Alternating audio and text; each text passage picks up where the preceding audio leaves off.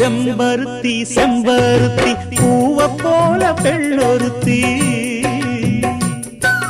காதலன தேடி வந்தாள் கண்ணில் வண்ணமை எழுதி மேலும் கீழும் ஆடுகின்ற நூலிடைதான் மீண்டும் மீண்டும் நான் படிக்கும் நூலகம்தான் நாளெல்லாம் மீண்டும் மீண்டும் நான் படிக்கும் நூலகம்தான்